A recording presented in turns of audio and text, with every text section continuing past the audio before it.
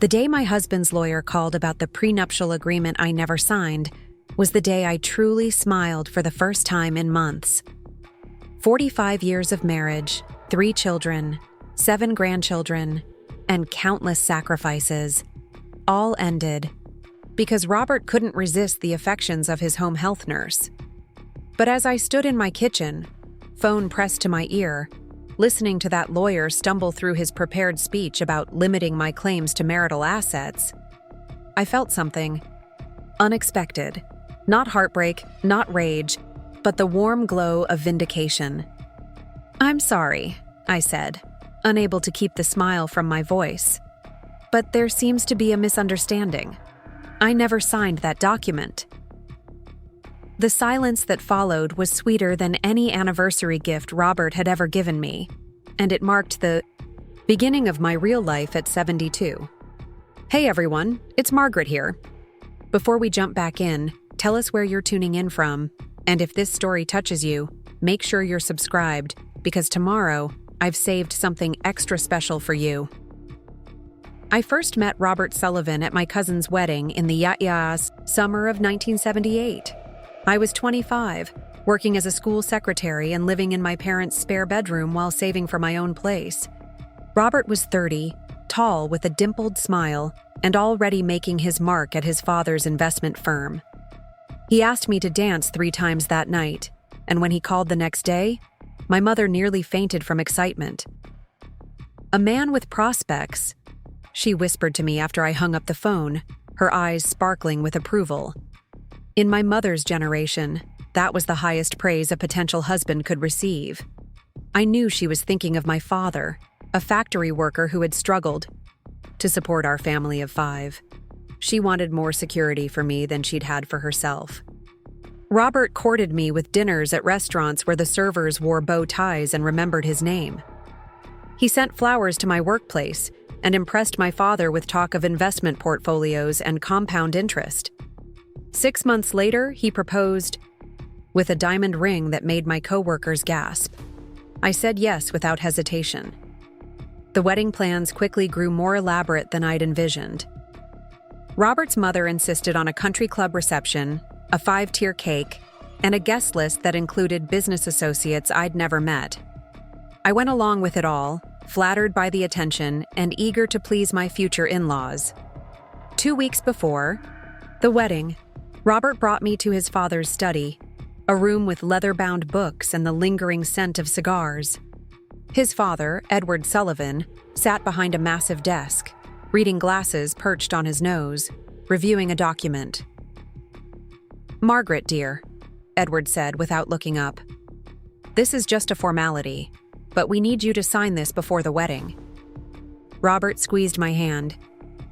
"It's a prenuptial agreement, just something Dad insists on for all Sullivan marriages. Nothing to worry about." I remember feeling a chill despite the warm June evening.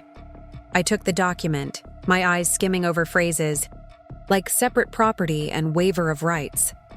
My father had always taught me never to sign anything I didn't understand. "Could I take this home and read it first?" I asked. Edward's eyebrows shot up, but Robert laughed nervously. "Of course, sweetheart. No rush. We can deal with it later." Later never came. The whirlwind of final wedding preparations consumed every moment. The day before our wedding, Robert mentioned casually that his father had decided the prenup wasn't necessary after all. Relief washed over me, and I thought no more about it. That was my first glimpse of how the Sullivan family operated. Problems weren't solved, they were simply made to disappear. It would take me 45 years to understand the full implications of that philosophy. We moved into a Victorian-style house in Westfield, Ohio, a prosperous suburb with tree-lined streets and excellent schools. I left my job when our first child, Jennifer, was born 2 years later. Robert's career was taking off, requiring long hours and weekend work. It made sense for me to focus on creating a home and caring for our growing family. Mark arrived 3 years after Jennifer, and Lisa 2 years after that. The children filled my days with PTA meetings, soccer practices, piano recitals, and the constant cycle of laundry and meals. Robert's absences became the normal rhythm of our life. When he was home, he was often distracted, his mind still at the office. I learned to schedule family moments around his availability, to capture his attention in the brief windows when work wasn't calling. When the children were teenagers, Robert's mother had a stroke. Without discussion, she moved into our guest room and I became her caretaker. After she passed, Robert's father developed Parkinson's, and he too came to live with us in his final years. I coordinated doctor's appointments, administered medications, and sat by their bedsides through long nights, while still managing the household and supporting our children through college applications and first heartbreaks. The years blurred together. Graduation ceremonies, Jennifer's wedding, the birth of our first grandchild. Robert's firm continued to grow, and so did the demands on his time. Our conversations became increasingly practical, focused on schedules, and logistics rather than dreams or feelings. We operated like a well-oiled machine, efficient but mechanical. I never questioned this arrangement. This was what marriage meant in my generation: standing by your husband, supporting his career, raising the children, maintaining the home. If I occasionally felt a pang of longing for something more, I dismissed it as selfishness. After all, we had a beautiful home, healthy children, and financial security. What more could I reasonably want? Then came Robert's heart attack at 70. It wasn't severe, but it was enough to frighten us all and force him into semi-retirement. Suddenly, after decades of absence, my husband was home all day, expecting to be cared for, entertained, and centered in a household that had long learned to function around his absences. That's when Diane entered our lives. The Cardiac Rehabilitation Center assigned her as Robert's home health nurse, a tall, confident woman of 58, with auburn hair and a warm laugh. She came 3 times a week to monitor his recovery, guide him through exercises, and check his medications. Robert, accustomed to female attention in the office but now stranded at home, blossomed under her care. He started showering before her visits, wearing cologne, making jokes I hadn't heard in years. I was grateful for his improved mood and recovery. I even baked Diane banana bread as a thank you for taking such good care of him. "Margaret, you're an angel," she told me, accepting the loaf with both hands. "Most wives I encounter are jealous of the time I spend with their husbands. You're so secure in your marriage? It's refreshing." I beamed at the compliment, never suspecting it was actually a test, one I had inadvertently passed by demonstrating my naivety. As Robert's health improved, the frequency of Diane's visits should have decreased. Instead, they became more regular, extending beyond what insurance would cover. Robert insisted on paying out of pocket for additional sessions, claiming he recovered faster with her supervision. "She really understands cardiac care," he explained when I raised an eyebrow at the extra expense. "And she makes the exercises almost enjoyable." I accepted this explanation without question. After all, what could be more important than Robert's health? And wasn't it natural that he'd prefer the company of a trained professional over my amateur attempts at cardiac care? 8 months into his recovery, on a crisp autumn morning, everything changed. I was in the kitchen, looking up a recipe for pumpkin bread on Robert's iPad. Mine had died the day before. A text notification appeared on the screen. "Can't wait to see you tonight. Susan won't suspect a thing." At first, I thought it was a wrong number. Then I noticed it was addressed to my R and came from a contact named D. My fingers hovered over the screen, my brain working slowly to process what I was seeing. I opened the messaging app, something I'd never done on Robert's devices before. The previous messages told a story I couldn't have imagined in my worst nightmares. "Last night was amazing. Your recovery is clearly complete in all areas. Meet me at the Lakeside Inn at 7, room 212. Deleted the evidence from your call log. Your wife never checks anyway." They were right. I never checked. It had never occurred to me that I should. I set the iPad down carefully, as if it might shatter, or perhaps as if I might. The kitchen suddenly felt too bright, too normal for the seismic shift that had just occurred in my universe. My husband of 45 years was having an affair with his nurse, and they were laughing about how oblivious I was. In movies, this is where the betrayed wife throws plates, screams, confronts her husband with dramatic accusations. I did none of these things.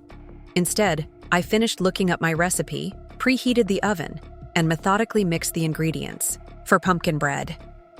Only when the loaf was safely baking did I retreat to my garden, sit on the bench surrounded by the roses I'd tended for decades, and allow myself to think.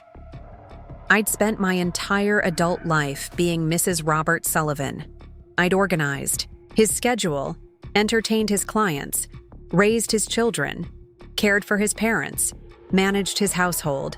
I'd been so busy supporting his existence that I'd nearly forgotten my own.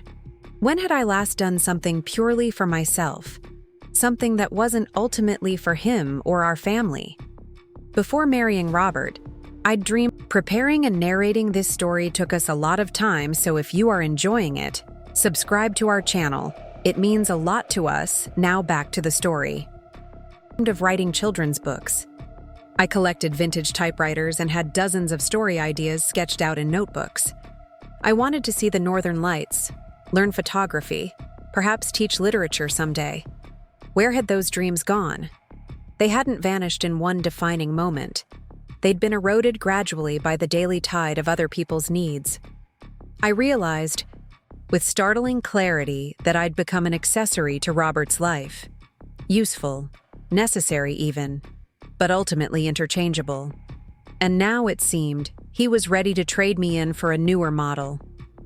The question that came to me then, sitting among my roses as the scent of baking bread wafted from the kitchen window, was both terrifying and exhilarating. If he can replace me after 45 years, why am I still defining myself through him?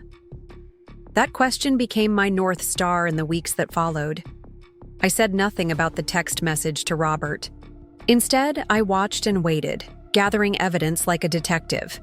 The late nights at his investment club, the new clothes, the sudden interest in his appearance after years of comfortable indifference, the mysterious weekend conferences in nearby cities. But most importantly, I began investigating our finances. Robert had always handled the money, giving me an allowance for household expenses and occasionally consulting me about major purchases. I had access to our joint checking account, but rarely looked at investment statements or retirement funds. Now I needed to know exactly where we stood. I made an appointment with Sarah Goldstein, the family attorney who had helped us with our wills years ago. I told Robert I was updating my medical directives, a reasonable concern after his heart attack. He nodded absently, not particularly interested. Sarah's office smelled of lemon polish and old books. She greeted me warmly, though with some surprise, at my request for a private meeting without Robert. Just trying to get my affairs in order, I explained. Robert's health scare made me realize I don't know enough about our legal situation. We discussed my will and healthcare proxy. Then I casually asked, Sarah, I've been trying to remember. Did Robert and I ever sign a prenuptial agreement? It's been so many years, and my memory isn't what it used to be. Sarah looked puzzled. Robert had one drawn up, Margaret. Don't you remember? But according to our records, you never signed it. The memory came back to me then. Robert's father with the document, my request to read it first, the wedding preparations, Robert's casual dismissal that it wasn't necessary after all. Are you certain? I asked, my heart beating faster. Sarah pulled a file from her cabinet and showed me the draft agreement, marked unsigned in red across the top. Mr. Sullivan Sr. insisted on preparing one, standard practice for families with significant assets. But our records indicate it was never executed. Is that a problem? I smiled, feeling a strange lightness spreading through me. No, Sarah. That's not a problem at all. For 3 weeks, I said nothing about my discoveries. Instead, I began preparing. I ordered new checks for our joint account. I photographed investment statements when Robert left them on his desk. I created a detailed inventory of our household possessions, noting which items had been gifts from my family and which had sentimental value to me. During this time, Robert's affair continued. Twice he claimed to be spending the night at investment conferences in Cincinnati. Both times, Diane called in sick to her other nursing duties, according to her colleague who I'd befriended at the Cutsy grocery store. They weren't even being particularly careful. They simply assumed I was too oblivious or too beaten down by life to notice or object. Perhaps the old Margaret would have been. But each day, as I gathered more information and made more preparations, I felt myself straightening, as if a weight I'd carried for decades was gradually lifting from my shoulders. I began to have trouble sleeping, waking at 3 a.m. with thoughts racing. One night, unable to fall back asleep, I found myself browsing travel sites on my laptop. A tour package caught my eye. Senior Adventures, Iceland's Natural Wonders. A 14-day guided tour specifically designed for travelers over 65, including a Northern Lights excursion. Without allowing myself time to reconsider, I booked it. The departure date was in 10 days. I paid using our joint credit card, feeling a thrill of defiance as I clicked Confirm. Then I went further, upgrading to a private room and adding several optional excursions. The final total made me wince momentarily. But then I remembered all those investment statements. We could afford it. The next morning, I called Jennifer, our oldest daughter.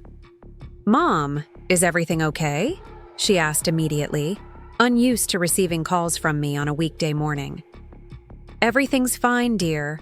I just wanted to let you know I'll be traveling for a couple of weeks, so if you need anything, you should call your father." The silence on the other end was so profound, I could practically hear her blinking in confusion. "Traveling? You? Where? With whom?" "To Iceland," I said, enjoying the word on my tongue. "By myself? It's a guided tour for seniors. I've always wanted to see the Northern Lights." "Since when?" Her voice had risen an octave. "Does Dad know about this?" "He will soon," I said calmly. "I'm telling you first because I wanted your support." Another long pause. "Mom, are you having some kind of, breakdown or something? This isn't like you at all." "No, dear. I'm just finally doing something for myself. It might seem sudden to you, but I've been thinking about it for a very long time." After reassuring Jennifer that I wasn't experiencing a medical crisis, I packed a small suitcase, hiding it in the guest room closet. I selected practical clothing, comfortable shoes, and a new journal I'd purchased. I added my passport, unused since our trip to the Bahamas for our 40th anniversary 5 years ago. The night before my departure, Robert announced he had an important dinner meeting and wouldn't be home until late. I nodded and wished him luck with his presentation. Then I prepared a simple dinner for myself, ate it on the porch watching the sunset, and wrote a note which I left propped against the coffee maker where he would see it first thing in the morning. "Gone to see the Northern Lights? Don't wait up." I added a printout of his text conversation with Diane at the bottom, circling the message about Susan not suspecting anything. Then I called a taxi, locked the front door behind me, and left for the airport without looking back. As the plane took off the next morning, lifting me away from Ohio and the only life I'd known for nearly 5 decades, I felt a surge of terror followed by an unexpected wave of exhilaration. At 72 years old, I was finally doing something bold, something selfish, something completely for me.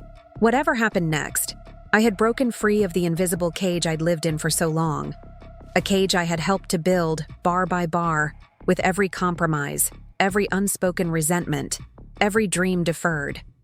My phone began buzzing with notifications before we even reached cruising altitude. I switched it to airplane mode without checking the messages. Robert, Jennifer, possibly our other children. They could all wait. For the first time in 45 years, I was putting myself first. The rest of the world would simply have to adjust to the new Margaret Sullivan. Or perhaps I thought, as I watched the clouds below us turn golden in the morning sun, I should revert to my maiden name, Margaret Wilson. After all, I was meeting her again after a very long absence. Iceland greeted me with wind that cut through my Ohio winter coat like it was made of tissue paper. The tour guide, a cheerful woman named Freydis with silver-streaked black hair, took one look at me and suggested we stop for proper outerwear before proceeding to the hotel. I spent more on that down parka than I had on any piece of clothing in my life, but the moment I wrapped it around myself, feeling its protective warmth, I knew it was worth every krona. It felt symbolic somehow, investing in my own comfort, my own protection, without considering anyone else's opinion or needs. My phone had accumulated 37 missed calls by the time I reached the hotel. 20 from Robert, the rest divided between our children. I texted Jennifer only, "I'm safe. In Iceland as planned. We'll call when I'm ready to talk." Then I turned off my phone and slept for 12 straight hours, dreamless and deep, like someone recovering from a long illness. The tour group consisted of 15 seniors, mostly couples with a few solo travelers like myself. At breakfast, first morning, I sat with a widow named Carol from Minneapolis and a retired professor named Henry from Vancouver. They asked the usual questions: where I was from, if I'd traveled to Iceland before, if I had family at home. "My husband is having an affair with his nurse," I said, surprising myself with my bluntness. I found out and decided to come see the Northern Lights instead of confronting him immediately. I've always wanted to see them, and I realized I might not get another chance. Carol's spoon froze halfway to her mouth.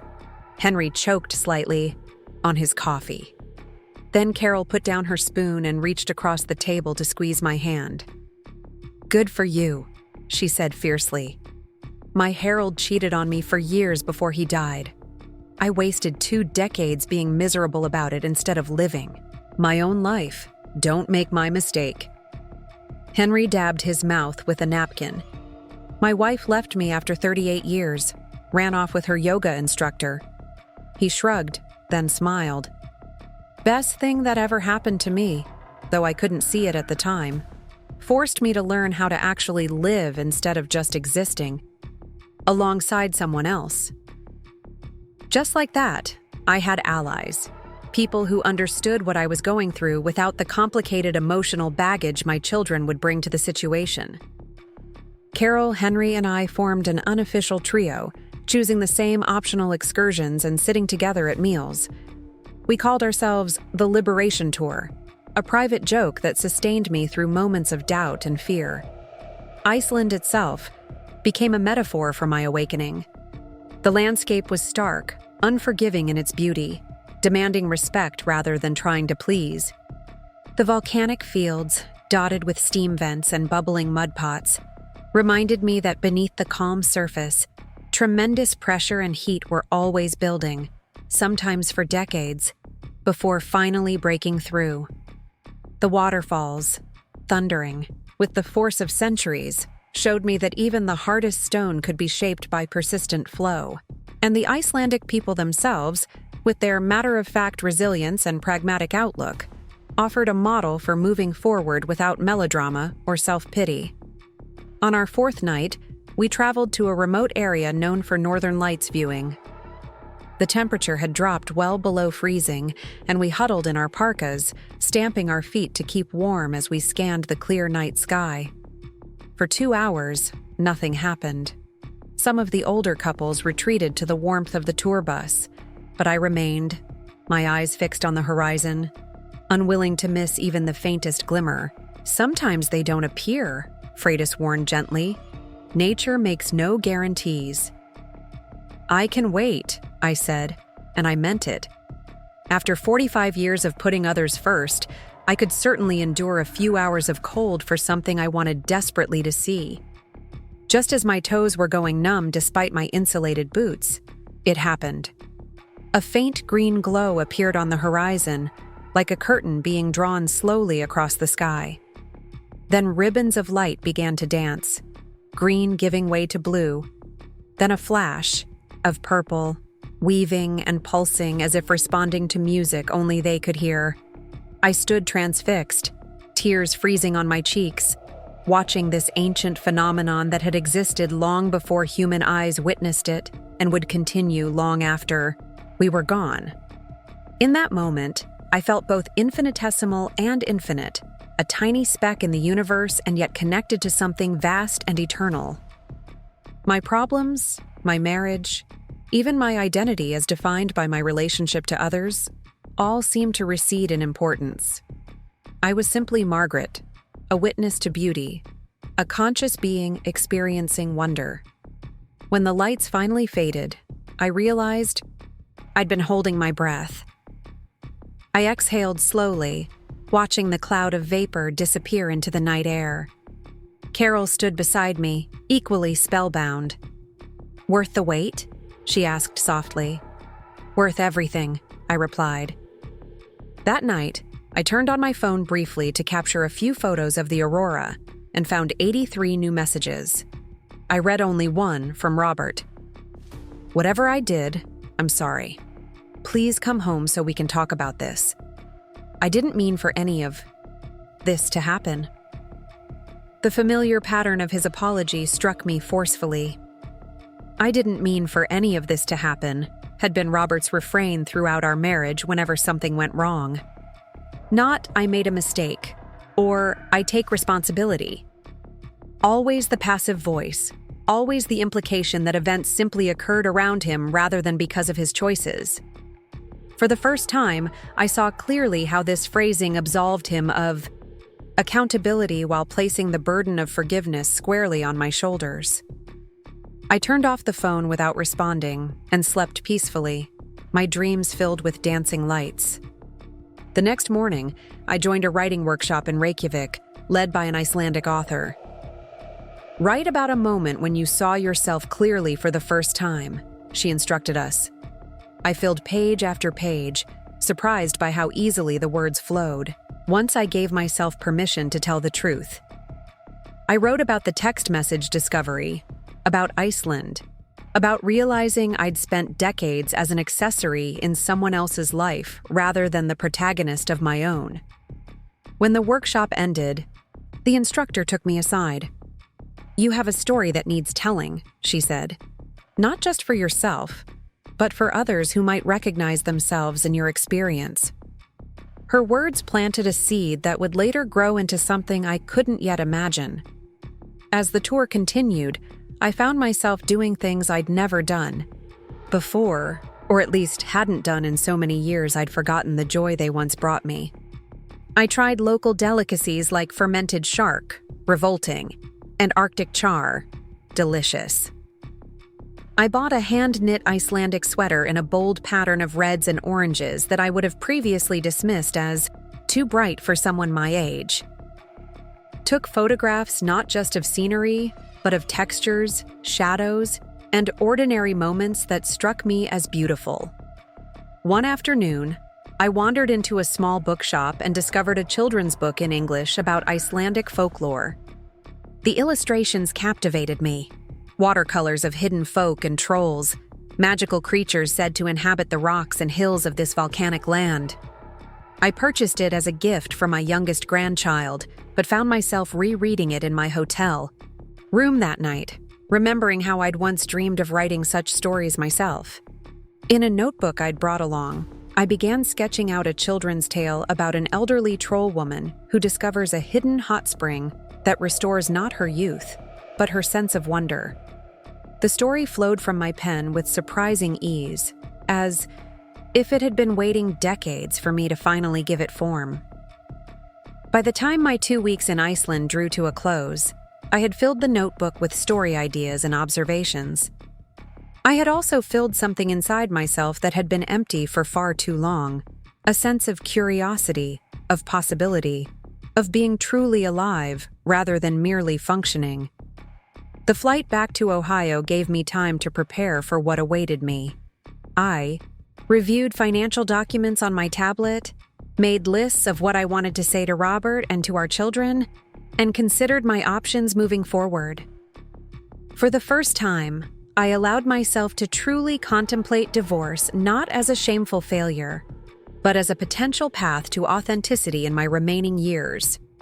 When the plane landed in Columbus, I turned on my phone to find a new barrage of messages.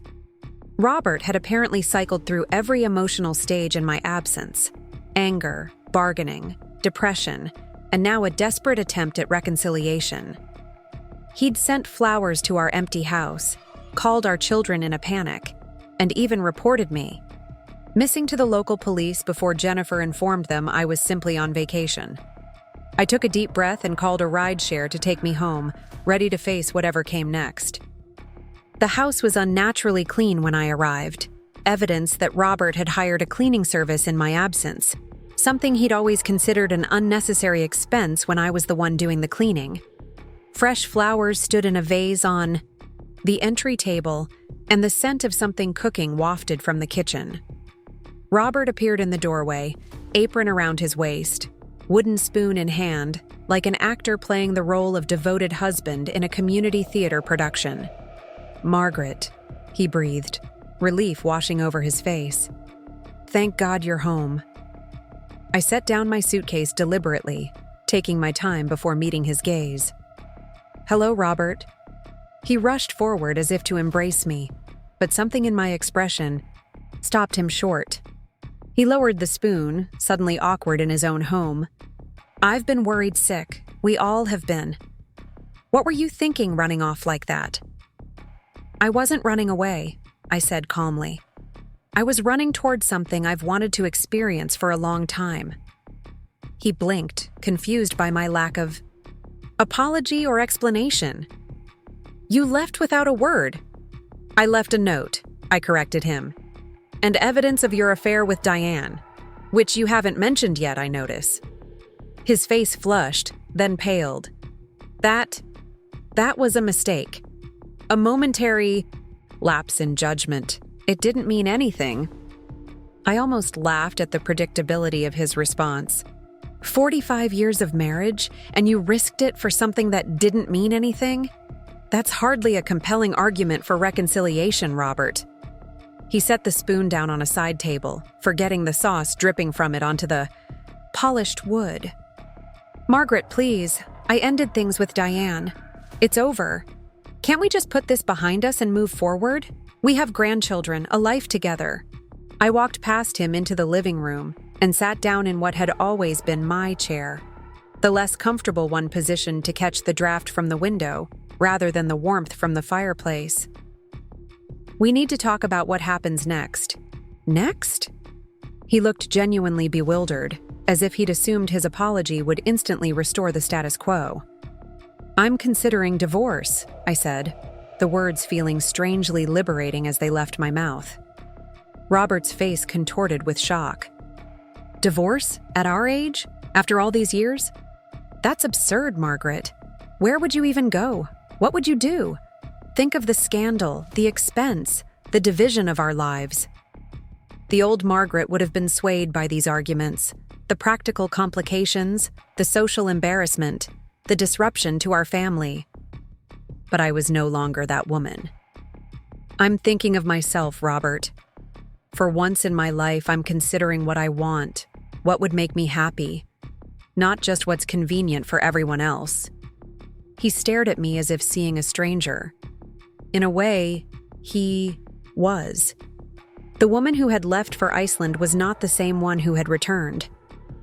"This isn't like you," he said finally, his tone suggesting this was the most damning criticism he could offer. "No," I agreed. "It isn't like the me you've known, but perhaps it's like the me I was always meant to be." That night, Robert slept in the guest room without being asked, a first in our long marriage. I lay awake in our king-sized bed, stretching my limbs into the empty space beside me, feeling neither lonely nor afraid, but simply present with myself. The next morning, Jennifer arrived unannounced, her face tight with concern. She'd always been our most conventional child, the one who followed the life script most similar to mine: college. Marriage to her college sweetheart, 3 children, a beautiful home in the suburbs, volunteer work that kept her busy but never threatened to become an actual career. "Mom," she began without preamble as she entered the kitchen where I was enjoying my morning coffee, "what's going on? Dad called me in tears last night. He says you're talking about divorce." I gestured for her to sit down. "That's right. But why now? After all these years? Is this because of that nurse? Dad told me it was nothing serious, just a stupid mistake." I sipped my coffee, considering how to help my daughter understand without burdening her with details she didn't need. "Jennifer, your father's affair was a symptom, not the cause. I've spent 45 years being defined by my relationship to other people: wife, mother, daughter-in-law, grandmother. I've made everyone else's needs my priority.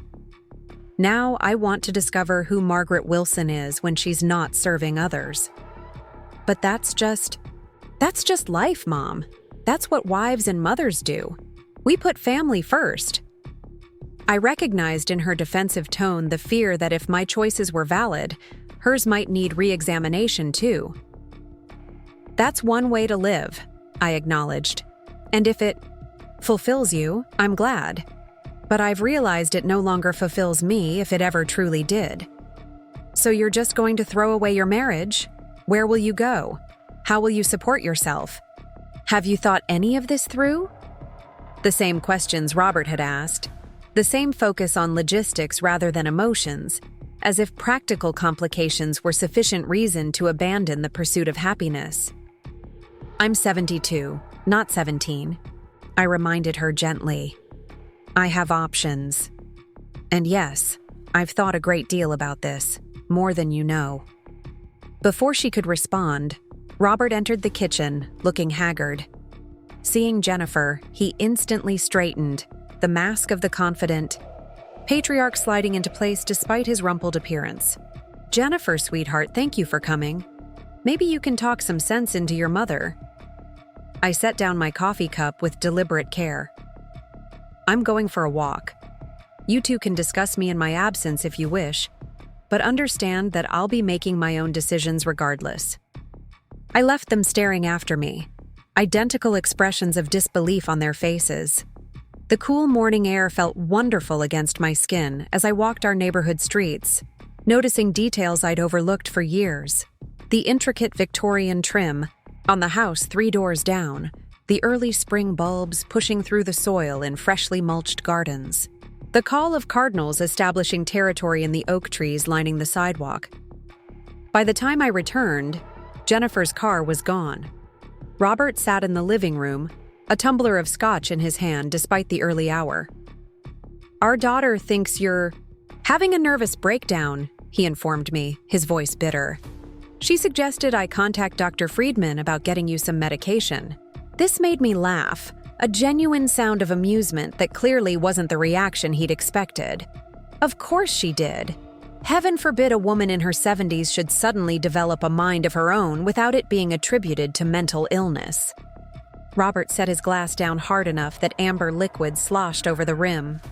"This isn't funny, Margaret.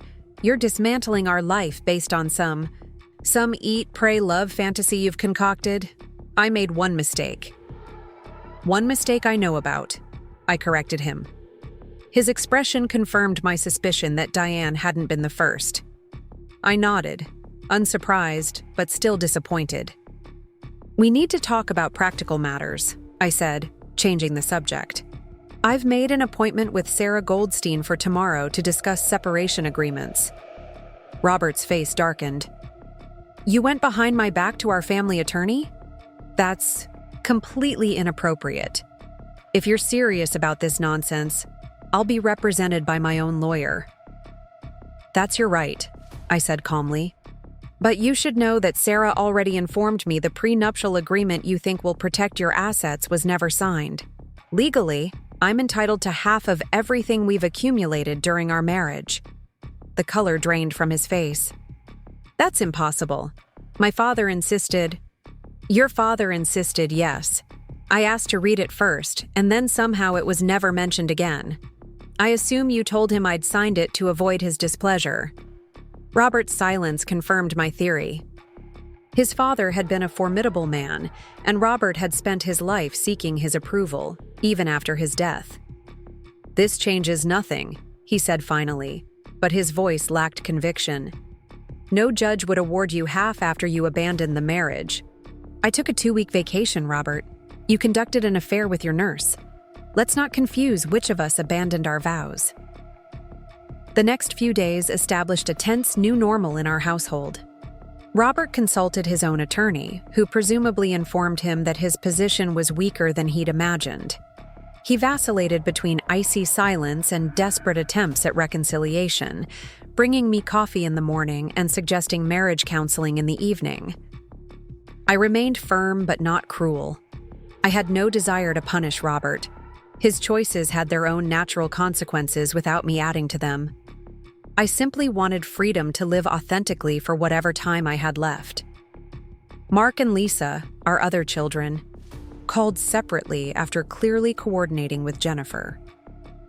Mark was pragmatic, asking pointed questions about finances and living arrangements. Lisa was emotional, alternating between anger at her father's infidelity and frustration with my unwillingness to forgive him. People make mistakes, Mom, she insisted. Marriage is about forgiveness. I have forgiven him, I told her truthfully. Forgiveness doesn't require me to continue in a relationship that no longer serves my growth or happiness. This concept seemed completely foreign to her, as it would have to me not long ago. The idea that a woman my age might prioritize personal growth over familiar obligation was apparently revolutionary. 3 days after my return, Robert's lawyer called. I was in the garden, pruning roses, when Robert brought the cordless phone out to me, his expression unreadable. "It's Lawrence Green," he said stiffly. "My attorney. He wants to speak with you directly about the prenuptial agreement." I removed my gardening gloves, took the phone, and sat on the stone bench surrounded by the early spring growth of my perennial beds. "Mrs. Sullivan," the lawyer began, his voice professionally modulated to convey both authority and conciliation. "I'm calling regarding the prenuptial agreement between you and Mr. Sullivan. We've been unable to locate a signed copy in Mr. Sullivan's records." "That's because I never signed it, Mr. Green." A pause, the sound of papers shuffling. "Mrs. Sullivan, my client believes the agreement was executed prior to your wedding in 1978. If you could check your personal records—" "There's nothing to check," I interrupted pleasantly. "I was presented with the document 2 weeks before our wedding. I asked to read it first. It was never mentioned again until now." Another pause. "Mrs. Sullivan, you understand that without a prenuptial agreement, this becomes a complicated situation. Ohio is an equitable distribution state, meaning you would be entitled to a fair share of marital assets acquired during your 45-year marriage. I'm aware of the law, Mr. Green. I've had time to educate myself. Perhaps we could come to some arrangement that acknowledges Mr. Sullivan's greater contribution to the family finances, while still providing generously for your needs." I smiled, though he couldn't see it. "My needs include half of our marital assets, Mr. Green. I contributed 45 years of labor to our partnership, managing our home, raising our children, caring for his parents, supporting his career, and enhancing his social standing. The fact that my contributions didn't come with a paycheck doesn't make them less valuable. Mrs. Sullivan, I urge you to be reasonable." "I am being reasonable.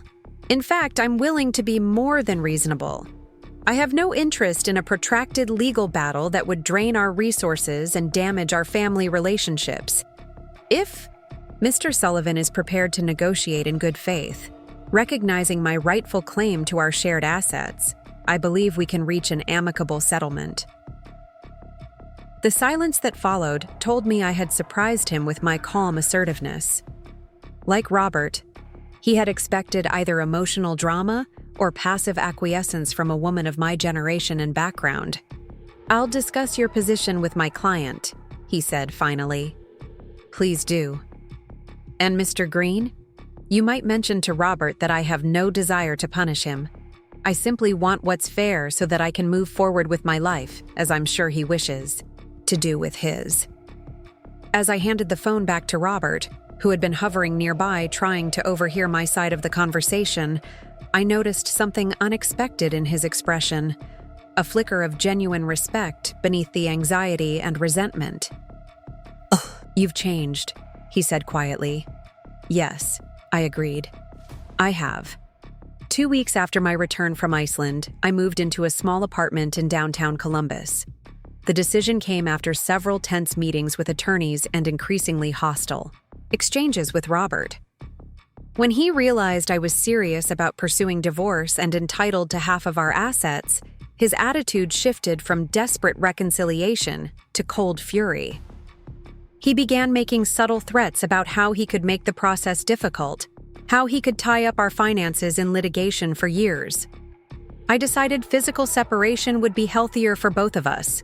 The apartment hunting process itself was a revelation. I hadn't chosen where to live since before marrying Robert. Our house in Westfield had been selected primarily for its good school district and proximity to Robert's office. The Victorian, with its high-maintenance gardens and drafty corridors, had never truly been my choice.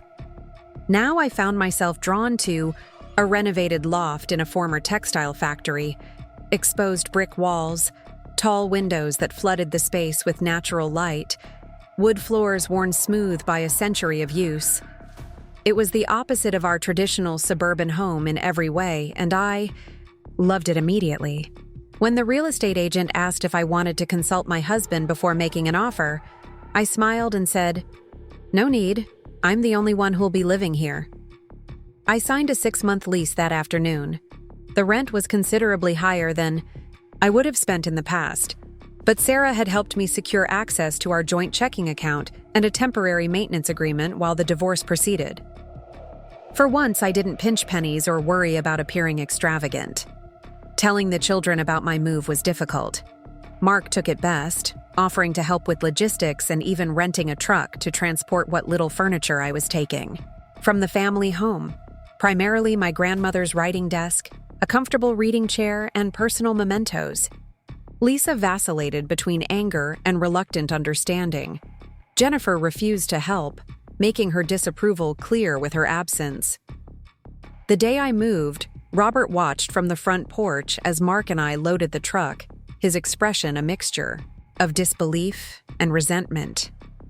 Just before I left, he called out, "When you're done with this ridiculous adventure, don't expect everything to be waiting for you exactly as you left it." I turned back to face him, struck by the smallness of his threat. "I'm not expecting anything to be the same, Robert. That's rather the point." My new apartment building housed an eclectic mix of residents. Young professionals attracted by the downtown location, a few other empty nesters like myself seeking a change, even a couple of artists who used the building's original freight elevator to transport large canvases and sculptures. In the elevator on moving day, I met my next-door neighbor, a retired English professor named Beatrice who had lived in the building for 15 years. "Left your husband, dear?" she asked bluntly after Mark had departed, and I was struggling to arrange my sparse belongings in the cavernous loft. I blinked, surprised by her directness. "How did you know?" She chuckled, the sound warm and rich. I recognized the look, part terror, part exhilaration. Had it myself 30 years ago when I left Harold after 26 years of mutual misery. She glanced around at my few possessions. "You'll need more furniture. Come have a glass of wine. When you're ready, and I'll tell you where to shop that won't bankrupt you."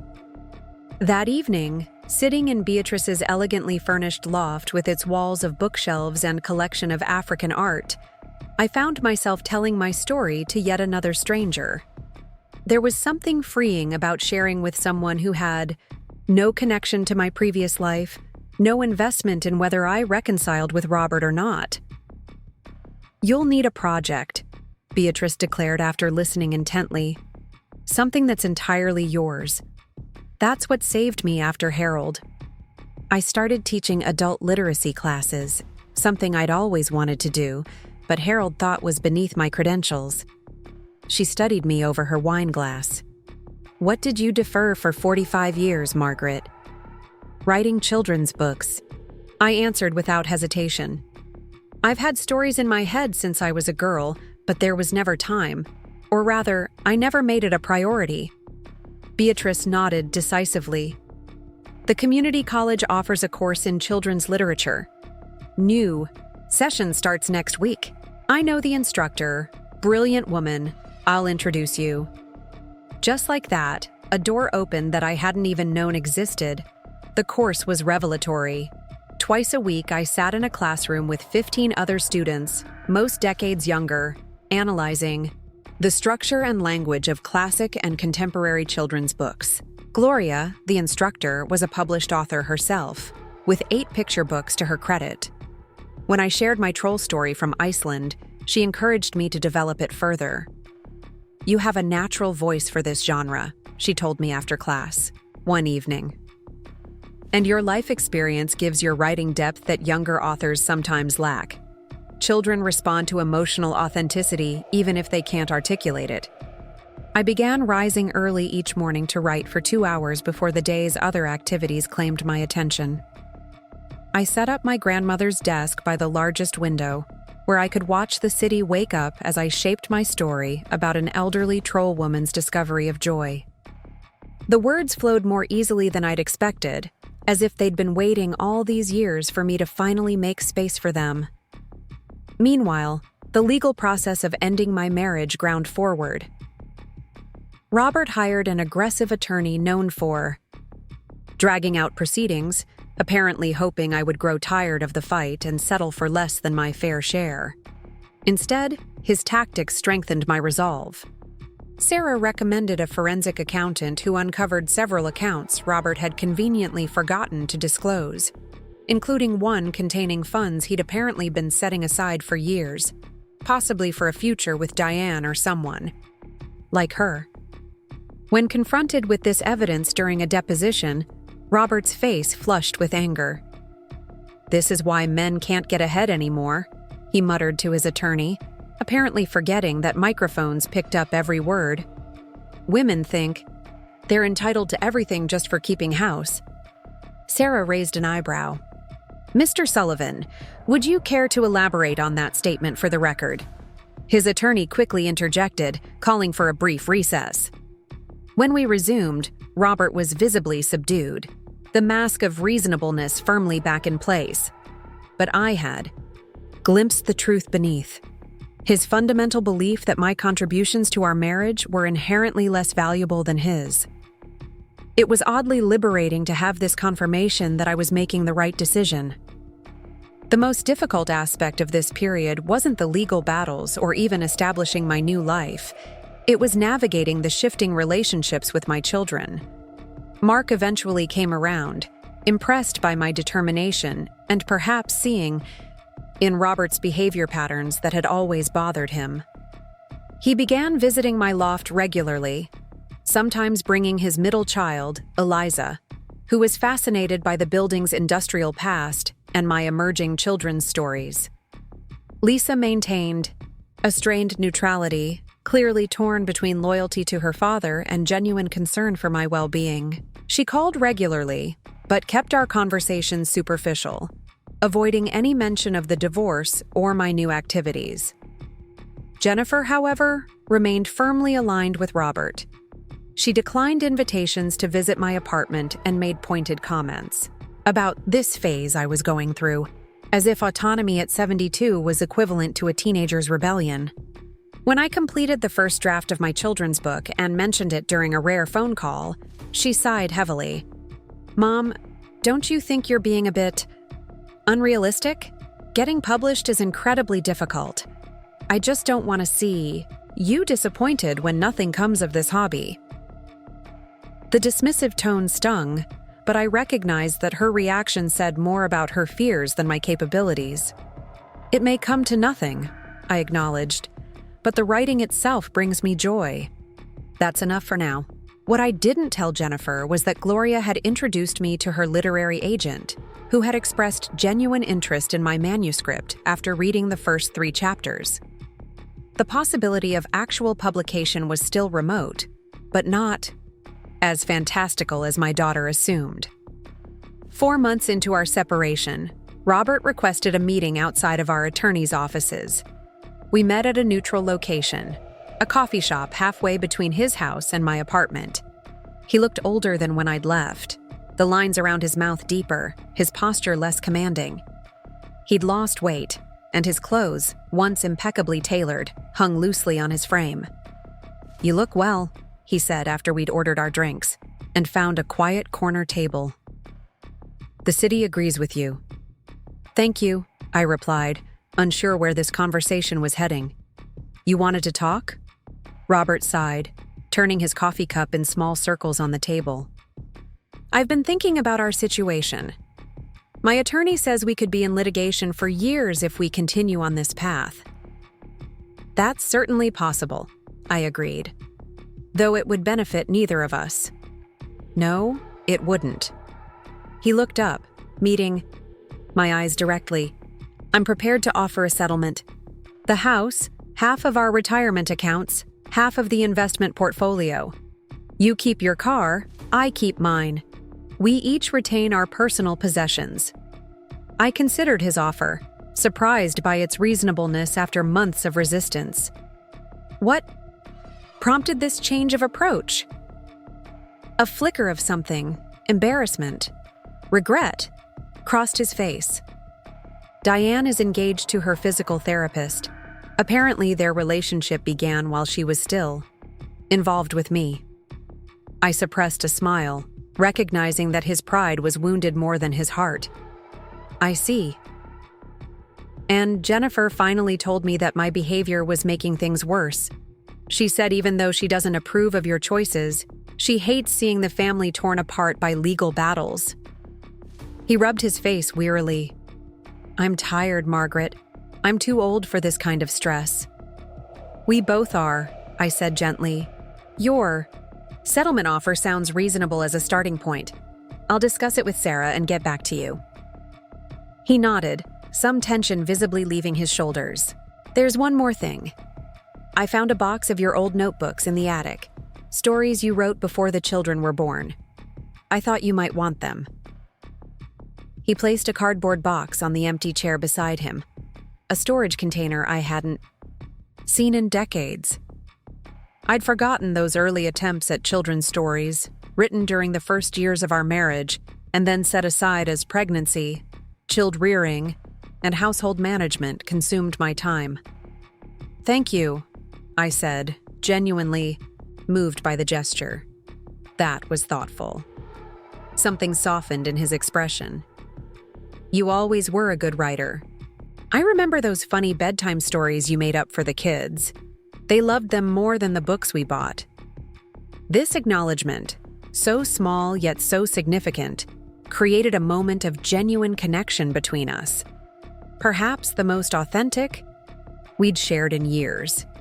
It wasn't enough to make me reconsider the divorce, but it did remind me that our marriage hadn't been entirely without its moments of mutual appreciation. "Robert," I said carefully, "I want you to know that I don't regret our years together. We raised wonderful children.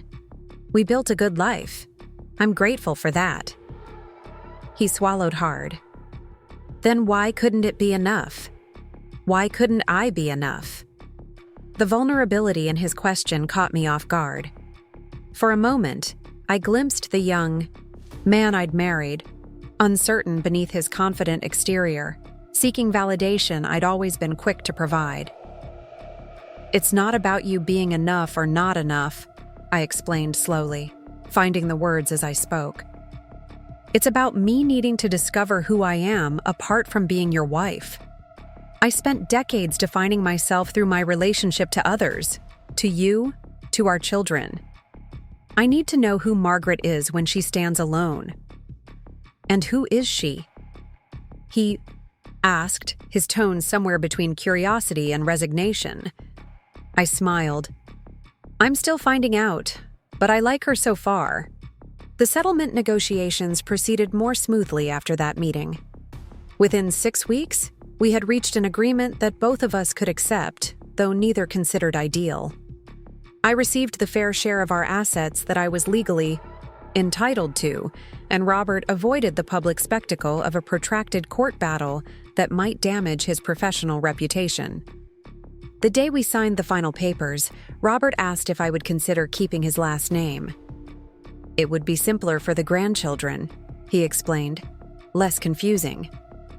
I shook my head gently. I'm returning to Wilson. It's part of reclaiming my identity. He nodded, clearly disappointed but not surprised. As we left the attorney's office, he hesitated in the parking lot beside my car. Would you have dinner with me sometime? Not as husband and wife, just as people who shared a life for a very long time. I considered his request, touched by its humility, yet wary of blurring the boundaries I'd worked so hard to establish. Perhaps, but not right away. We both need time to adjust to our new reality. I understand. He extended his hand formally, and I took it. His palm felt familiar against mine, the same hand I'd held through births, deaths, celebrations, and crises over nearly half a century. Take care of yourself, Margaret Wilson. You too, Robert Sullivan. We parted ways in that ordinary parking lot on an overcast Tuesday afternoon, the culmination of 45 years together, marked not by dramatic confrontation, but by this quiet, dignified exchange. I drove back to my apartment, feeling lighter than I had in months. The weight of uncertainty finally lifted from my shoulders. The box of notebooks Robert had returned proved to be a treasure trove. Reading my younger self's words was like discovering a long-lost relative, someone connected to me by blood and experience, yet distinctly separate. The stories were rough, certainly, but showed promising glimmers of the voice I was now developing in my writing classes.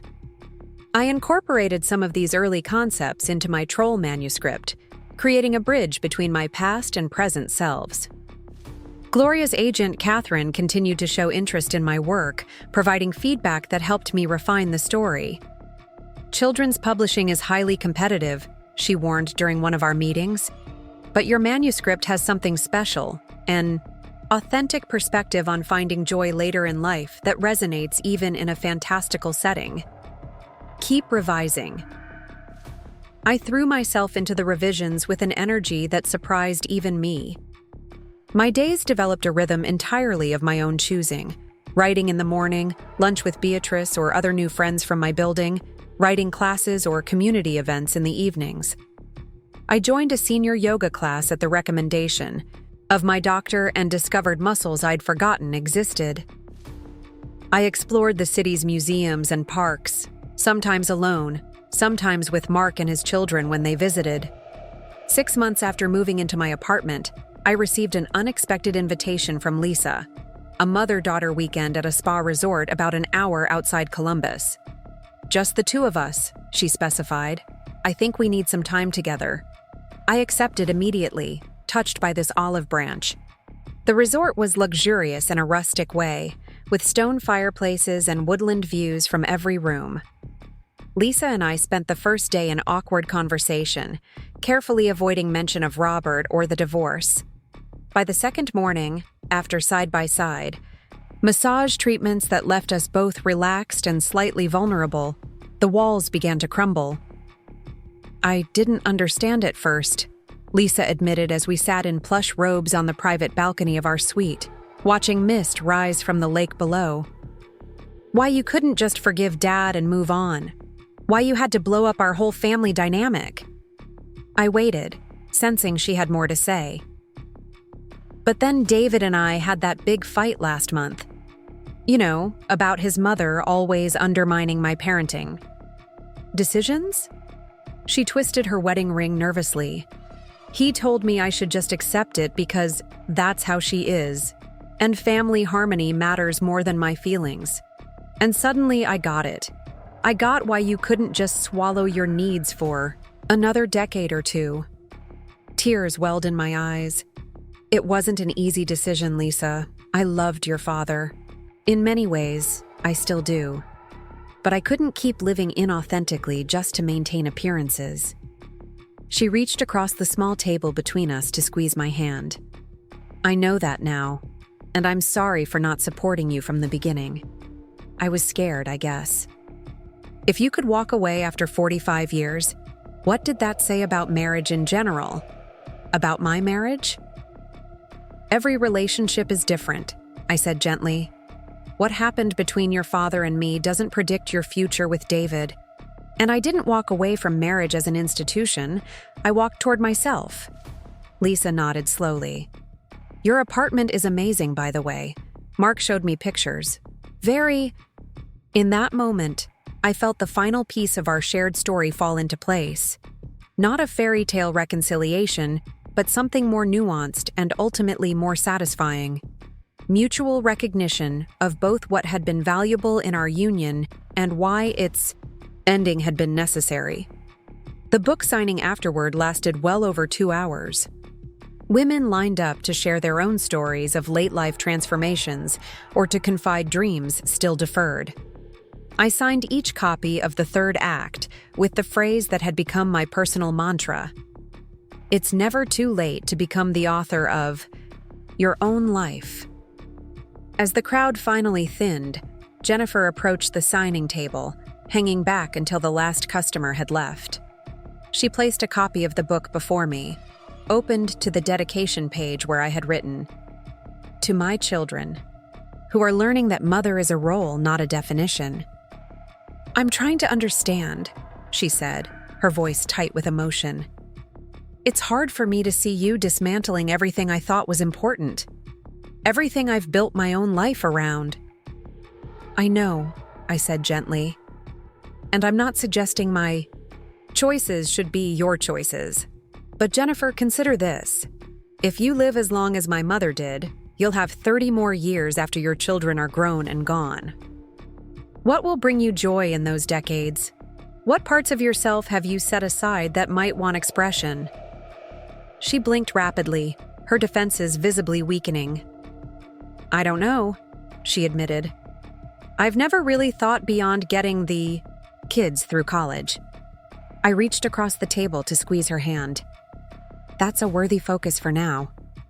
But perhaps start keeping a small corner of your heart reserved for future Jennifer, the woman who will emerge when the intensive mothering years are behind you. She matters too." Something shifted in her expression. Not full acceptance of my choices, but perhaps the beginning of a more nuanced understanding. "Your book is really good, Mom," she said finally. "Dad's right. You always were a talented writer." "Thank you," I replied, signing her copy with an extra message. "To Jennifer, may you discover your own third act in its perfect time. With love always, Mom." As we closed the bookstore that evening, Beatrice linked her arm through mine. "Well done, Margaret. You've come rather a long way from that shell-shocked woman who moved in next door with 3 pieces of furniture and a broken heart." I laughed, remembering those early days of terror and exhilaration. "I had good guides along the way. You especially." "Nonsense," she scoffed. "You simply needed permission to become yourself. Everything else was already there, waiting."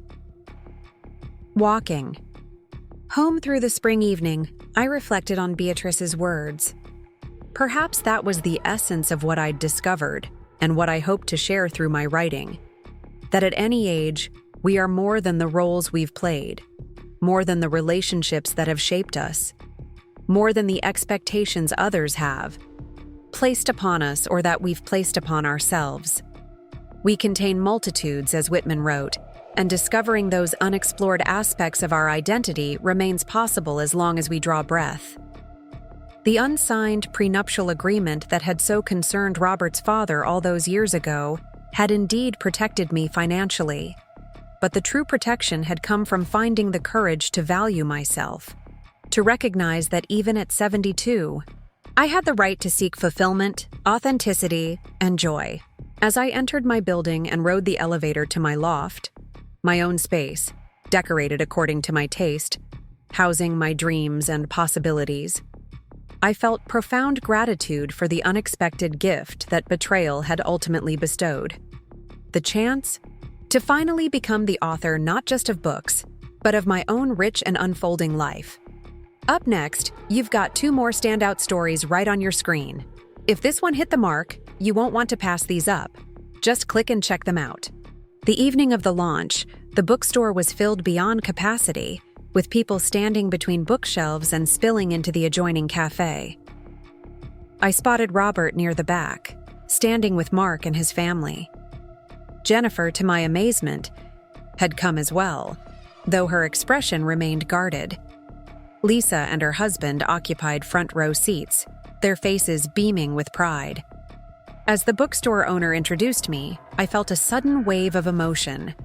Not nervousness about public speaking, which had become comfortable through practice, but profound gratitude for the journey that had brought me to this moment.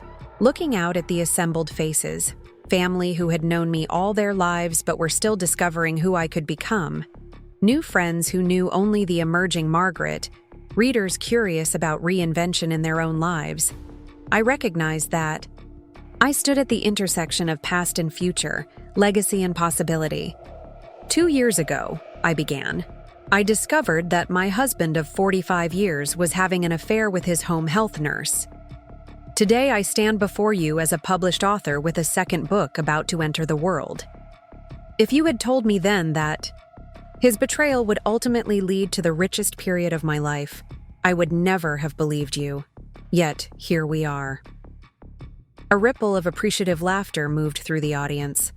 The unsigned prenuptial agreement that gave this book its inception was actually a perfect metaphor for my life until that point, I continued.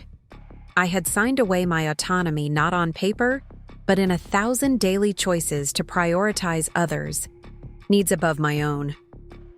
The legal document I never signed saved my financial future, but the emotional contracts I silently accepted had nearly cost me my sense of self. As I read excerpts from the third act, I watched faces in the audience. Women nodding in recognition, men looking thoughtful, younger people perhaps glimpsing for the first time the complex inner lives of their mothers and grandmothers. When I concluded the formal reading and opened the floor for questions, hands shot up throughout the room. A woman about my age spoke first. Did you ever regret leaving your husband, especially after so many years together? I considered the question carefully. I've experienced moments of grief for what was lost, certainly. 45 years creates bonds that don't dissolve without pain. But regret? No. I believe we have finite time on this earth, and spending my remaining years in authentic self-expression was worth the difficult transition. I glanced toward Robert as I answered. His expression remained neutral, but he met my gaze steadily, without resentment. We had both moved forward, albeit on separate paths.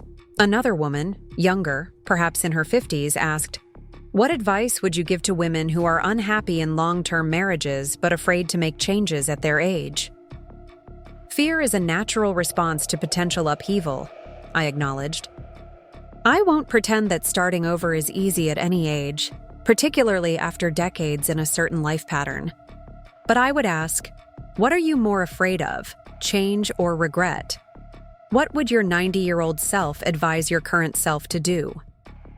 Often, our deepest wisdom emerges when we project forward to our final years and consider what choices we'll be glad we made. The questions continued, about writing process, about specific women featured in the book, about practical aspects of later life transitions. Finally, a young woman with purple-streaked hair and multiple earrings stood. "This is for both you and your ex-husband if he's willing to answer," she said, gesturing toward Robert, who had been spotted by several attendees. "Do you think your marriage was a mistake, given how it ended?" A hush fell over the room. Robert, straightened in the back row, clearly surprised at being directly addressed. He looked at me questioningly, and I nodded, curious myself about his response. "No," he said after a moment, his voice carrying clearly through the space. "I won't call 45 years that produced 3 children, 7 grandchildren, and countless good memories a mistake. What was a mistake was taking Margaret for granted, assuming she would always be there regardless of my choices." He paused. "And seeing her now, the success she's created, the person she's become, I can't help but think perhaps we both ended up where we needed to be, even if the path there was painful." His words brought unexpected tears to my eyes. I took quiet satisfaction in knowing that my painful journey might help my daughter avoid similar regrets. As work on the 3rd act progressed, I found myself drawn to expand my community beyond Columbus. Catherine connected me with writing, conferences, and women's events where I could share excerpts from the manuscript and gather additional stories. I traveled to Chicago, Minneapolis, Boston, cities I'd visited with Robert but never experienced on my own terms. In Minneapolis, I reconnected with Carol from my Iceland tour. She hosted me in her charming craftsman bungalow and introduced me to her women's hiking group, all vibrant septuagenarians who thought nothing of trekking 10 miles through riverfront trails, their conversation flowing as steadily as their footsteps. They invited me to join them for part of their planned Appalachian Trail section hike the following spring. I surprised myself by agreeing to consider it, despite never having backpacked a day in my life. During a book festival in Boston, I was approached by a producer from a public radio program focused on aging issues. She invited me to participate in a panel discussion about reinvention versus retirement. The broadcast led to other media opportunities, a podcast interview, a guest column for a women's magazine, an invitation to speak at a conference on positive aging. Each of these experiences expanded my sense of possibility. The shy, accommodating woman who had spent decades in Robert's shadow was gradually being replaced by someone more confident, more outspoken, more comfortable in her own skin. I began to recognize this transformation not just in my professional interactions, but in mundane daily choices, ordering exactly what I wanted in restaurants without considering anyone else's preferences, wearing bright colors that pleased my eye rather than conservative styles that avoided attention, arranging my days according to my own rhythms rather than someone else's schedule. The 3rd act manuscript took shape over 18 months of writing, interviewing, and revising. My editor, Sophia, provided valuable guidance on structure and tone, pushing me to balance personal narrative with the broader stories I'd collected. "Your journey is the backbone," she explained during one of our calls. "But these other women's experiences are the ribs, the connective tissue. Together, they create a complete body of wisdom about women's later life empowerment." When I submitted the final manuscript, I felt a deeper sense of accomplishment than I had with my children's book. This project represented not just my creative expression, but my service to a community of women searching for models of resilient aging and authentic living. Through writing it, I had crystallized my own philosophy about life's 3rd act, not as a diminishment or withdrawal, but as a period of potential growth, integration, and even radical change. 2 significant events coincided with the completion of my manuscript. First, Robert informed me that he had indeed sold our family home, the Victorian that had housed our life together for more than 4 decades. The news generated unexpected emotion, not regret about our separation, but a kind of nostalgic melancholy for the setting of so many family milestones. I found myself driving past the old house one autumn afternoon, watching as new owners planted different flowers in my carefully tended beds. The sight was bittersweet, but ultimately freeing, a visual confirmation that life continues to evolve. Gardens change hands, homes shelter new stories. The second event was more celebratory. My publisher set a release date for the 3rd act, coinciding with Older Americans Month in May. They planned a modest book tour to 5 cities, beginning with a launch event in Columbus. Planning this celebration prompted me to take stock of all that had transpired since finding that text message on Robert's iPad 2 years earlier. In that relatively brief span, I had ended a 45-year marriage, established an independent life, published a children's book, written a nonfiction manuscript, developed new friendships, strengthened bonds with 2 of my children, traveled to places I'd only dreamed of visiting, and discovered capacities within myself I hadn't known existed. The journey hadn't been without pain, doubt, or difficult moments, but I couldn't imagine reverting to my former life even if given the opportunity. The book launch was scheduled at a downtown bookstore with a reputation for hosting well-attended author events. I invited everyone who had been part of my journey, my children and grandchildren, Beatrice and other friends from my apartment building, Gloria from my writing class, women I'd interviewed for the book, colleagues from the publishing world. To my surprise, Robert asked if he could attend. "Are you sure?" I asked when he called with the request. "Some of the book deals with our marriage and divorce." "I know," he said. "Mark showed me the advance copy you gave him. It's fair, Margaret. Not flattering to me in all respects, but fair. And I'd like to be there. To support you," he added, the words clearly carefully chosen. This unexpected gesture touched me deeply. "I'd like that," I told him sincerely. Gradually, as the raw wounds of our separation healed, we developed a new way of interacting, not as husband and wife, but as 2 people with shared history and shared love for our children and grandchildren. "Your book is doing well," he commented. At Michael's graduation party, nodding toward a display of Ingrid Troll Discovers Joy that Jennifer had somewhat grudgingly included on the gift table. "Mark mentioned you're working on another one?" "A nonfiction book this time," I explained, "about women reinventing themselves later in life." He nodded thoughtfully. "You always were a good writer. I remember those stories you used to make. Up for the kids at bedtime." This echo of his earlier acknowledgement reminded me that amid the pain of our ending, there had been genuine moments of appreciation between us. "How are you doing, Robert?" I asked, genuinely curious about his adjustment to life without me. He shrugged, a familiar gesture that suddenly seemed poignant rather than irritating. "Managing. The house feels too big now. I'm thinking of selling it, maybe finding something smaller." "Change can be good," I offered. "My loft has been liberating." A faint smile crossed his face. "So Mark tells me. Very modern. Very independent." "Yes," I agreed. "That's exactly what I needed." Our conversation was interrupted by Jennifer calling everyone together for a toast to Michael, but something had shifted between Robert and me.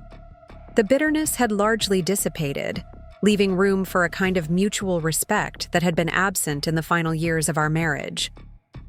Jennifer remained the most resistant to accepting my new life.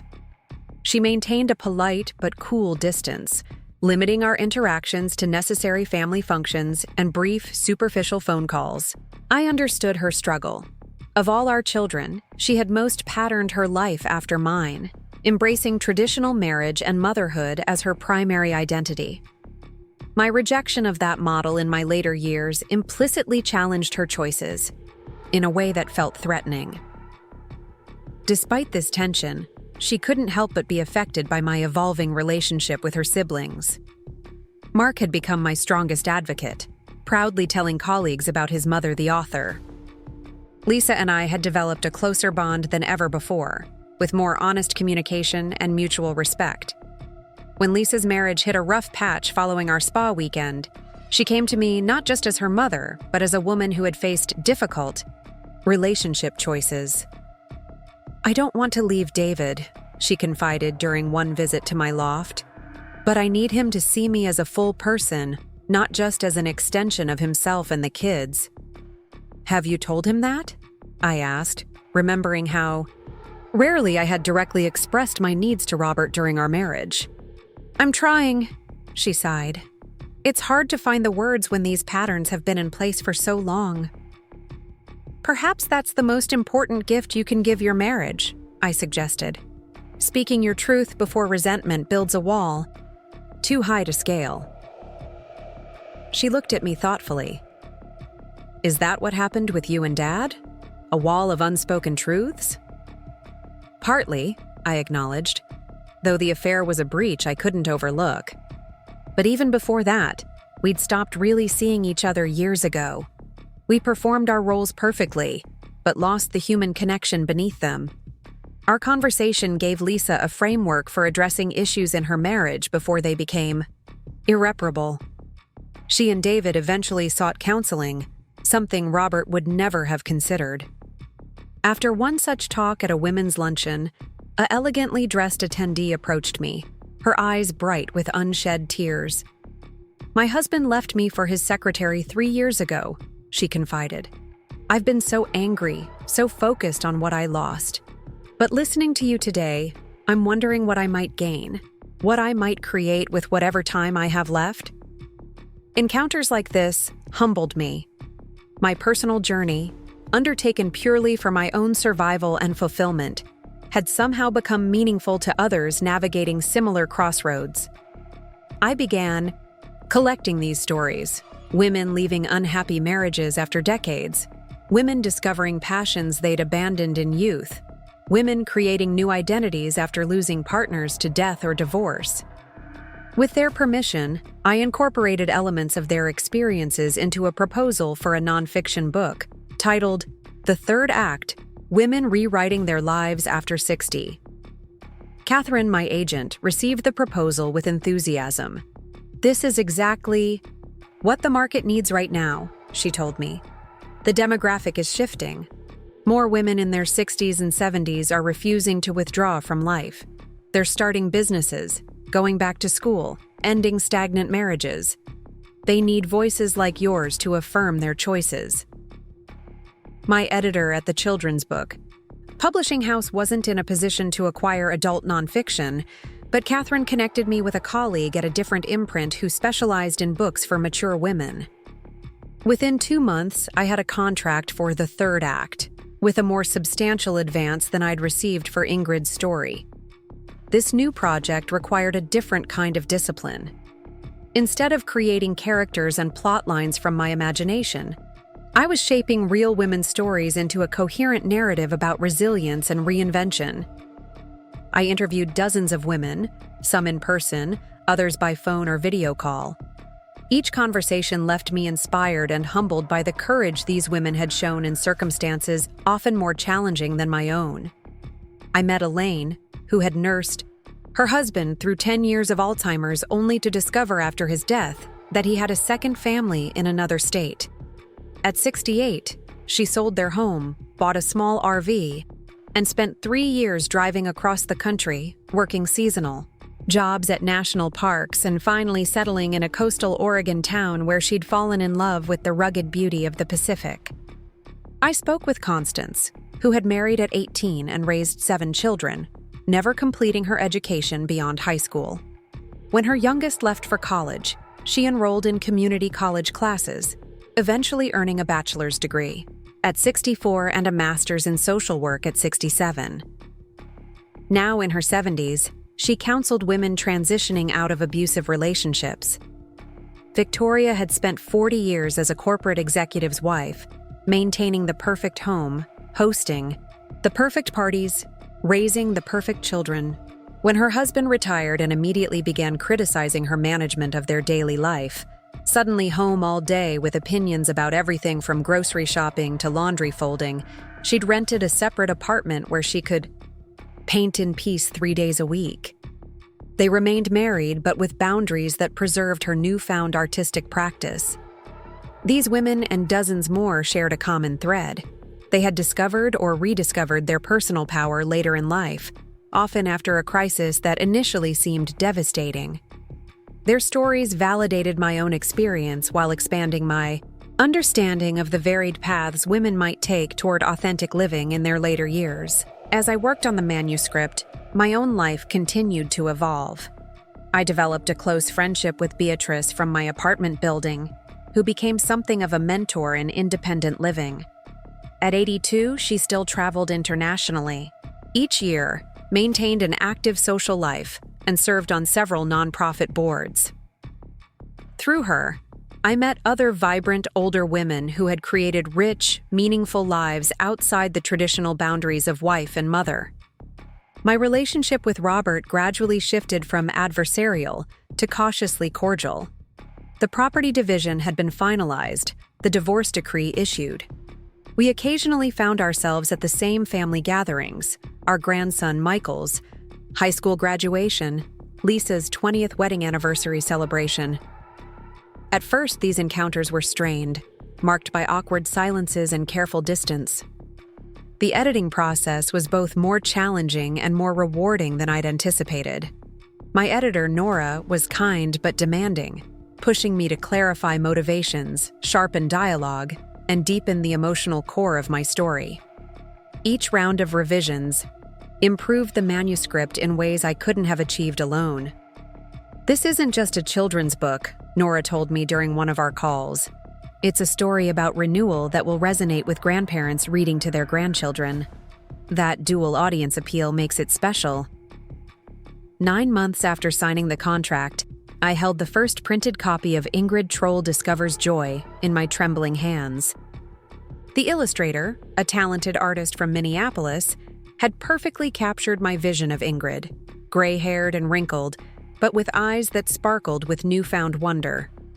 The dedication page read simply, "For those who believe it's never too late to begin again." My first public reading was scheduled at a local bookstore. I invited everyone, my children, my grandchildren, my new friends from the apartment building and writing classes, even Freydis from the Iceland tour, who happened to be visiting relatives in Pittsburgh and drove in specially for the event. To my surprise and deep emotion, Robert attended as well, slipping into the back row just as the introduction began.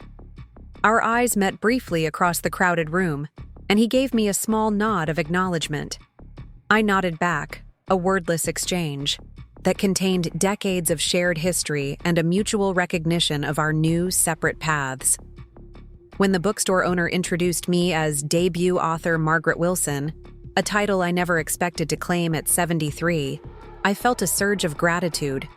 For every step of my journey, even the painful discoveries that had propelled me forward. Standing at the podium, looking out at these faces representing every chapter of my life, I opened my book and began to read the story of an elderly troll who discovers that joy doesn't diminish with age, but rather deepens, like a river that has carved its way through stone, finding strength in persistence and beauty in its unique path. My children's book, Ingrid Troll Discovers Joy, became something of a local sensation. The Columbus Dispatch ran a feature about a grandmother publishing her first book at 73, complete with a photo of me standing proudly beside a display at the city's largest bookstore. The story was picked up by several senior-focused publications and even made a brief appearance on a morning show segment about late bloomers. All of this was gratifying but secondary to the sheer pleasure of seeing my creation in the hands of actual children, their eyes wide as they followed Ingrid's journey from isolation to connection. At my first school visit, a little girl with serious eyes and 2 missing front teeth raised her hand during the question period. "Did you always want to write books?" she asked. "Yes," I answered honestly. But I waited a very long time to begin. "Why?" she persisted, genuinely puzzled. In her world, if you wanted to do something, you simply did it. I considered how to explain the complexities of duty, compromise, and self-sacrifice to a 7-year-old. Sometimes we put other things first, family, work, responsibilities. But I've learned it's never too late to start doing what you love. She nodded, satisfied with this answer. My grandma started karate last year. She can break boards with her hand. She demonstrated with a chopping motion. She says age is just a stupid number. The room erupted in laughter, including mine. Your grandma sounds very wise, I told her. That child's unquestioning acceptance of reinvention at any age stayed with me. Children haven't yet absorbed society's limiting beliefs about what's appropriate for different life stages. To them, a grandmother taking up martial arts or writing her first book at 73 isn't remarkable. It's simply someone doing something they enjoy. I found their perspective refreshing after decades of navigating adult expectations about acting my age. The success of Ingrid's story, modest though it was in the grand scheme of publishing, brought unexpected opportunities. I was invited to speak at retirement communities, libraries, and women's groups. My topic wasn't just children's literature, but the broader theme of reinvention in later life. I shared my journey openly. The discovery of Robert's affair, my trip to Iceland, the divorce, my new career, and found that it resonated deeply, particularly with women my age who had similar experiences of deferring dreams for family obligations. Bold, not like you at all. Or at least, not like the you I thought I knew. I laughed. That's the most beautiful part of this whole journey. I'm discovering that me is much more complex and interesting than I realized. Jennifer is having the hardest time, Lisa confided, her voice dropping as if our sister might overhear. She's always put Dad on a pedestal. Finding out about the affair shook her worldview. She's angry at him but can't admit it, so she's directing it all at you for not sweeping it under the rug. I know, I sighed. I'm trying to be patient. She'll either come around or she won't. I can't make her decisions for her any more than I can let her make mine. Lisa studied me with new awareness. You've changed, Mom. Not just your circumstances. You're different. Good different or bad different? I asked, curious about her perception. Good different. Stronger. More. Present, somehow. She tilted her head thoughtfully. You know what's weird? I feel like I'm actually seeing you for the first time in my life. Before, you were always Mom, always in relation to us or to Dad. Now you're Margaret Wilson, a person in your own right. That's exactly what I've been working toward, I told her, profoundly moved by her insight.